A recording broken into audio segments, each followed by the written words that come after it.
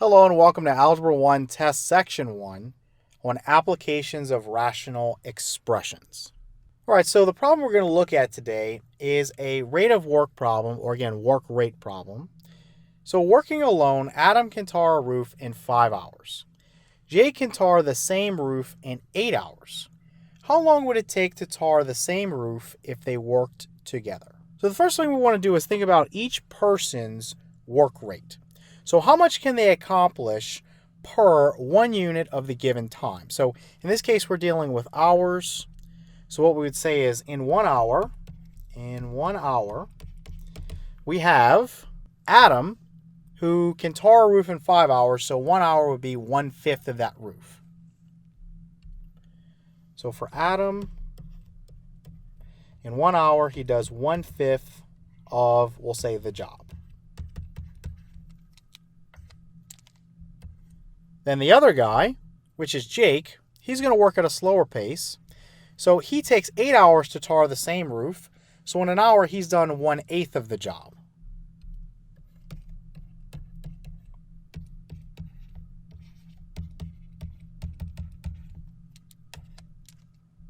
All right, so once we know the individual contributions, what we want to do is sum them together. So in other words, Adam does 1/5 of the job in an hour. Jake does 1/8 of the job in an hour. How much would they do together in an hour? So we would say 1/5 plus 1/8. Multiply this by 8 over 8. Multiply this by 5 over 5. So you would get 8 over 40 plus 5 over 40, which is 13 over 40. So they do 13 over 40, that fractional amount of the job, in 1 hour when they work together. So let me erase all this. And I'm just going to put that fraction, 13/40. So this is the amount completed in 1 hour. So the next thing we need to think about is a variable. Now we need a variable to represent the total amount of hours that it's going to take for Adam and Jake to complete this job. So we can say, let's let x equal the number of hours for both to complete the job. So if I take the amount completed in 1 hour and I multiply by the number of hours it takes to complete the job, I'm going to get 1, right, for one completed job. So once you set this thing up, it's very, very easy to solve. You just multiply both sides of the equation by the reciprocal. So multiply this by 40 over 13, this by 40 over 13.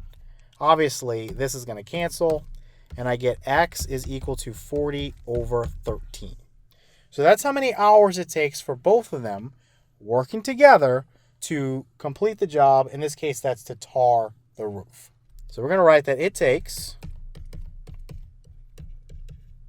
and 40 over 13 is not something that's, very helpful as a decimal. It's about 3.08 hours if you wanted to do an approximation. But let's just be precise and say it takes 40 over 13, that number of hours, to complete the job. And if you want to check this, all you would do is take that fraction and multiply it by their individual contributions in an hour. So in other words, we know that Adam does 1/5 of the job in an hour. So if I take 1/5 and I multiply it by 40 over 13, so this is how much he accomplishes in an hour. This is how long they're going to work, right? So this right here, 5 and 40, those would each have a common factor of 5. So this would be 8/13. So what's going to happen is Adam is going to accomplish 8/13 of that job in that amount of time. Now for the other guy, he does 1/8 of the job in an hour. So same scenario for him. Multiply it by the number of hours they work. Divide 8 by 8, you get 1. 40 by 8, you get 5. So he accomplishes 5/13 of that job in that amount of time. So in that amount of time, you've got one guy that does 8/13 of the job, another guy that does 5/13 of the job. You add those two amounts together and you get 13 over 13, or one completed job. So we know we have the correct answer here. Again, it takes 40 over 13, that number of hours, to complete the job when Adam and Jake are working together.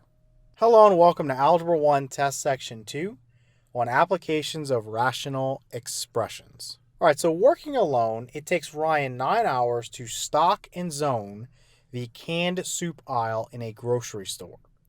Caesar can perform the same task in 11 hours. How long would it take if they work together? So again, this is a work rate problem or a rate of work problem, however you want to think about that. And essentially what you want to look at is how much they individually contribute to the process in a given 1 unit of time. So the unit of time here is hours. So in 1 hour, what would Ryan contribute? In 1 hour, what would Caesar contribute? That's how you want to start this process. So in 1 hour, what would Ryan do? And what would Caesar do? Okay, so let's go back up to the problem. It says it takes Ryan 9 hours to complete the job and Caesar 11 hours to complete the same job. So in 1 hour, Ryan is 1/9 finished, right? He's done 1/9 of the job. So 1/9 of the job. And in 1 hour, Caesar has done 1/11 of the job. So working together, I can sum these individual contributions. So 1/9 plus 1/11, multiply this by 11 over 11, multiply this by 9 over 9. So this over here is going to be 11 plus 9 over 99. So 11 plus 9 is 20, so you get 20 over 99. Okay, so this is how much they complete in a 1 hour period. Now, we need to figure out, let me just write this, 20 over 99. So this is the amount completed in 1 hour. So we need to figure out how many hours it's going to take for them to finish this job. To do that, we need to assign a variable. A lot of people in these cases will use t for time, but I just use x. So let's let x be equal to the number of hours it takes for both of them to complete the task. So number of hours to complete, we'll say the job. So if I take the amount that's completed in 1 hour and I multiply it by x, which is the number of hours, I should get what? I should get 1 completed job, just the number 1. Now to solve this type of equation, it's very, very easy. Let me just kind of erase this real quick. All I'm going to do is just what? I'm going to multiply both sides by the reciprocal. So multiply this by 99 over 20. Multiply this by 99 over 20.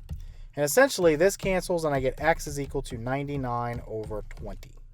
So that's the number of hours it takes for Ryan and Caesar to stock and zone that aisle if they're working together. So let's go back up and we'll answer this by saying it would take 99 over 20, that number of hours, to complete the job. And again, that's with them both working together. Now, if you want to check this, just think about the fact that, okay, you have 99 over 20. That's how many hours it takes. Now, in that number of hours, 99 over 20, I've got Ryan that in each hour that he works completes 1/9 of the job. So over this time period, what's his contribution? Well, this would cancel with this and give me 11. So it would be Ryan does 11/20ths of the job in this time period. Now do the same thing for Caesar. His is going to be 1 over 11. So we're going to cancel this with this and get a 9 here. So for Caesar, in that time period, he does 9 over 20ths of the job. If you had 11/20ths and 9/20ths, which is the amount they individually complete in that time frame, 99 over 20 hours, you get 1, right? 11 plus 9 is 20. 20 over 20 is 1. So you get 1 completed job. So our answer here is correct. It would take 99 over 20 hours to complete the job. Hello and welcome to Algebra 1 Test Section 3 on applications of rational expressions. All right, so a boat that can go 102 miles downstream, and again, downstream is with the current. So the current is helping you. It's pushing on your boat, making you go faster. So in the same amount of time that it can go 78 miles upstream. So upstream is fighting the current. You're going against it. The current is making you go slower. If the current speed, so the speed of the current, is 4 miles per hour, how fast does the boat travel in still water? So let's go ahead and make a little table to organize our information. So we have downstream, and then we have upstream.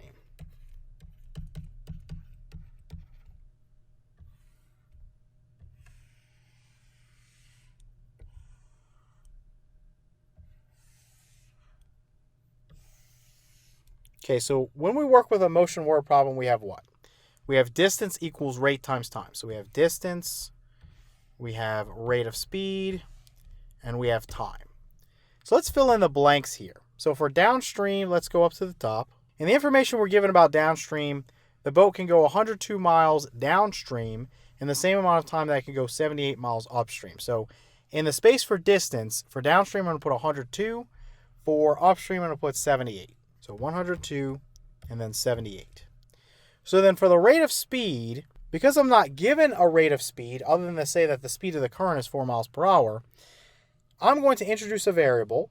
I'm going to let x equal what we're looking for, which is the speed of the boat in still water. For the rate, if I'm going downstream, I have the speed of the boat in still water. So if there was no current at all, plus the current is helping me because I'm going with the current. The speed of the current is 4 miles per hour. So I would take x, again, the speed of the boat in still water, and add to that 4. That's the additional miles per hour I'm going to go because I'm going with the current. So x plus 4 would be the speed of this boat when it's going downstream. So this is x plus 4 here. And by the same logic, if I'm going upstream, I'm taking the speed of the boat in still water, which is x, and now I'm subtracting away 4 miles per hour because I'm fighting the current. So this is x minus 4. Now for time, we're not given any explicit information other than to say that the times are equal, right? It says a boat can go 102 miles downstream in the same amount of time that it can go 78 miles upstream. But I want you to recall that you can manipulate the distance formula. So distance equals rate times time. If I have two of them, I can get the answer for the other. So in other words, if I divide this side by r and this side by r to isolate t, this is going to cancel with this, and I'll have t is equal to d over r. So my time would be equal to the distance, which in this case is 102, divided by my rate, right, which in this case is x plus 4. My time here would be 78, which is the distance, over x minus 4, which is my rate. Now, it told us that the two times were equal. And so I can set these two equal to each other, and I can solve for x, my unknown. So I would have 102 over x plus 4, and this is equal to 78 over x minus 4. In order to solve this, the easiest thing to do here is to cross multiply. So I can take this denominator and multiply by this numerator, and set it equal to this denominator times this numerator. If you think about it, if you use the LCD method that we learned in the last lesson, where we multiply both sides of the equation by the LCD, you're doing the same thing. The LCD here is the quantity x plus 4 times the quantity x minus 4. If I multiply this side by that, the x minus 4 would cancel, and you'd have 78 times x plus 4, which is exactly what you're going to get by cross multiplying. This is equal to, over here, again, if you use the LCD method, the x plus 4 would cancel, and you'd have 102 times the quantity x minus 4. So you get the same thing by cross multiplying. Again, this is just a faster method to do it.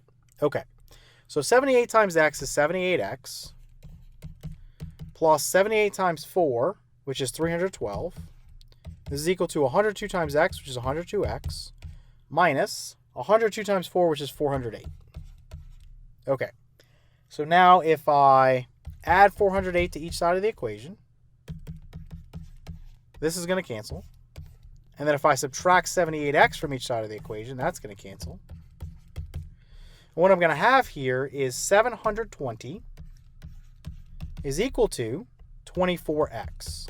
Now, if I divide both sides of the equation by 24, I'm going to end up with x is equal to 30. So let's go back up. Remember, x was the speed of the boat in still water. So we would say that the boat travels 30 miles per hour in still water. And let's check that. So a boat can go 102 miles downstream in the same amount of time that it can go 78 miles upstream. And it's telling us the current speed is 4 miles per hour. So what we do is revisit our equations that's already perfectly set up for us. So I know that time is equal to distance divided by rate. So if I plug in a 30 here and I get 34, 102 divided by 34 is 3. So that means in 3 hours, traveling at 34 miles per hour, this boat is going to go 102 miles. Now, in this particular case, the boat is going slower because it's going upstream. It's fighting the current. 30 minus 4 would be 26. So is 78 divided by 26 3? Yes, it is. This is also 3. So you can see the time is the same in each case. If you are on a boat and it's going 26 miles an hour for 3 hours, you're going to go 78 miles. That's completely consistent with the information given to us in the problem, where it tells us that it takes the same amount of time to go 102 miles downstream as it does to go 78 miles upstream. Okay, so we can say that the boat travels 30 miles per hour in still water. Hello and welcome to Algebra 1 Test Section 4 on applications of rational expressions. All right, so let's look at a motion word problem. So a plane goes 1,290 miles with the wind in the same amount of time as it goes 1,210 miles against the wind. If the wind speed is 8 miles per hour, how fast does the plane travel in still air? So it's a typical motion word problem you're going to get when you're dealing with applications of rational expressions. What you want to do, let's just set up a little table and organize our thoughts. So we have two scenarios here. We have with the wind and against the wind. Let's kind of scroll down here and say we have a scenario with the wind. And then we have a scenario that's against the wind.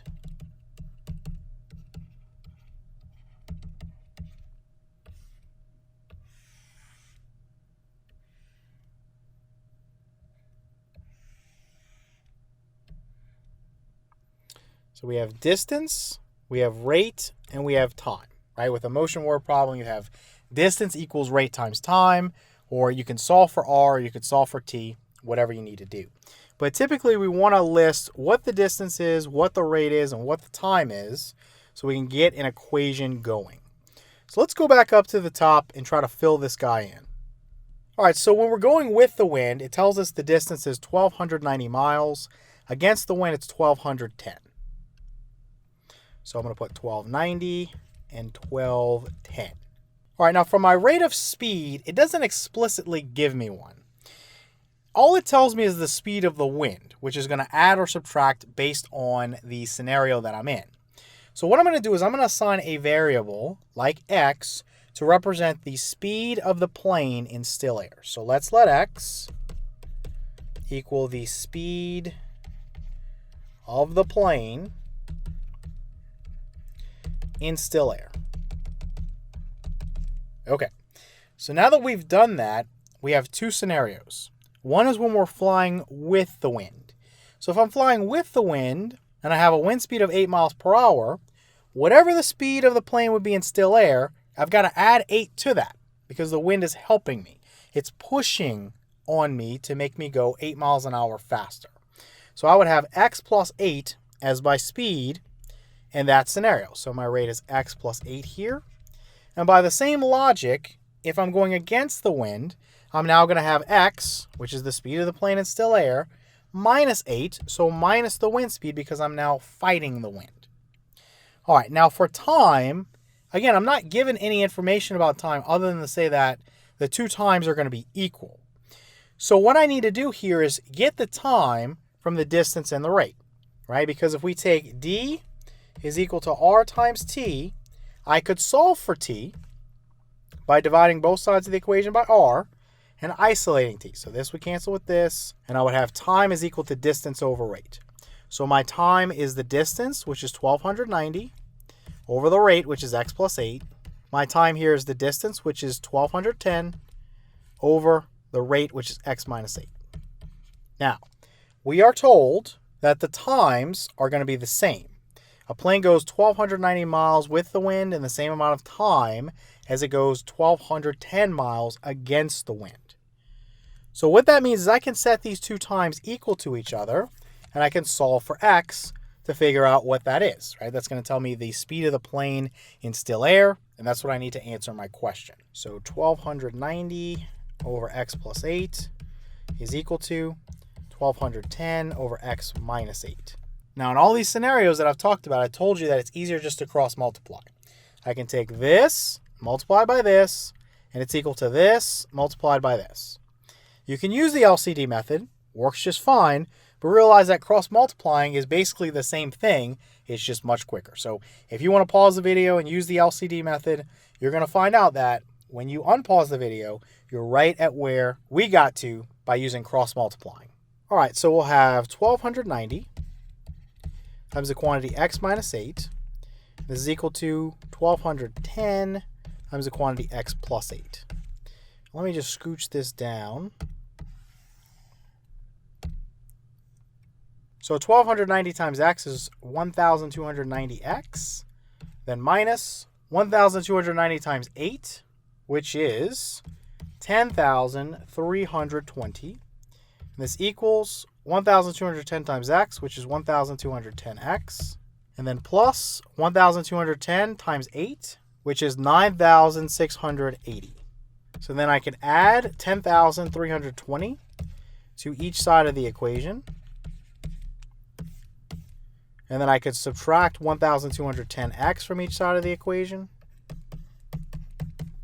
So then what's this going to give me over here? I would have 80x is equal to 9,680 plus 10,320, which is 20,000. Okay, so divide both sides of the equation by 80. And this is going to cancel with this, and I'll have x is equal to 20,000 divided by 80 is 250. So x equals 250. So let's go back up to the top. So x represents the speed of the plane in still air. So the plane travels at 250 miles per hour in still air. Now, to check this, we go back and think about our distance formula. So here it's solved for time for me. So these two times are supposed to be the same. So let me erase this and plug in a 250 in each case. So 250 plus 8 is 258. So 1,290 divided by 258 is 5. So that tells me that this plane, when it's flying with the wind, it's going 258 miles per hour for 5 hours, and it does travel 1,290 miles. Now over here, we're flying against the wind. 250 minus 8 is 242. So 1,210 divided by 242 is 5 also. So again, this tells me that this plane traveled for 5 hours at 242 miles per hour, and it went 1,210 miles.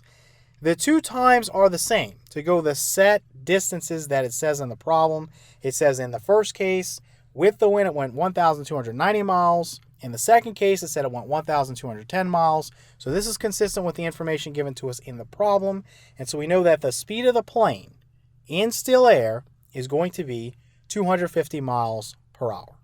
Hello and welcome to Algebra 1 Test Section 5 on applications of rational expressions. Okay, so working together, Mike and Stephen can build a home in 5 weeks. Had he done it alone, it would have taken Stephen 12 weeks. How long would it take Mike to do it alone? So this problem is a little bit different than what you would see on a typical work rate problem. What we've got to do, again, we think about 1 unit of time. In this case, our time is in weeks. So in 1 week, what does each person accomplish individually? Well, what we're told here is that Stephen can build a home by himself in 12 weeks. So in 1 week, he's 1/12 completed. So in 1 week, Stephen has completed 1/12 of the job. Okay. Now what about this other guy, this Mike fellow? Well, we don't know how much of the job he's completed individually because we're not given that information, right? We are only told that if they work together, they can build the home in 5 weeks. And then we're told what Stephen's work rate is, but we're not given any information about Mike individually. So we can let a variable like X represent the amount of time that it would take Mike to perform this job, which is building a home, by himself. So for X, it's the amount of time or the amount of weeks for Mike to build the house. So if Mike builds the house in X number of weeks, that means that in 1 week, he's completed 1/X, whatever that number is, that amount of the house. So I'm going to put 1/X here. So 1/X of the job. And just think about that. If I had X equal to 9, for example, he'd have done 1/9 of the job. If it was 18, he'd have done 1/18 of the job, so on and so forth. So if I combine these two amounts together, I'm going to have 1/12 plus 1/X, and I would get a common denominator by multiplying this by 12/12 and this by X/X. And so what I'm going to have is 12 plus X, 12 plus X, or you can put X plus 12, doesn't matter, X plus 12, over, we have 12 times X in each case, so just 12X. Okay, so that's what we have here for the two of them working together. This is what they accomplish in 1 week. Let me kind of drag this up here. This is what they accomplish in 1 week. Now, we know that together they would have to work for 5 weeks to complete one job. So if I took X plus 12 over 12X and I multiply it by 5, I should get 1 because that's one completed job, right? And 5 is what's given to us in the problem. Again, up here, it says that they can build a home in 5 weeks, again, if they're working together. So all I need to do now is just solve this equation and I'll figure out what X is. All right, so let me multiply here. 5 times X is 5X, plus 5 times 12, that's 60. This is over 12X, and this equals 1. So if I multiply both sides of this equation by 12X, this is going to cancel with this, and what I'm going to have is 5X plus 60 is equal to 12X. Now, I'll subtract 5X away from each side of the equation. Let me scroll down a little bit. This is going to cancel, and I'm going to have 60 is equal to 7X. Divide both sides by 7, and you're going to get that X is equal to 60/7. All right, so X is 60/7. So we'll just answer this and say that it would take Mike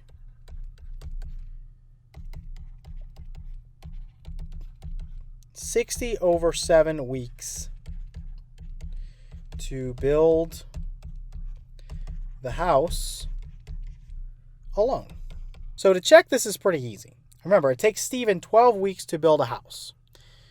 So in 1 week, he's done 1/12. So 1/12 of the house is done per week. And we're told in the original problem that they do this for 5 weeks when they work together.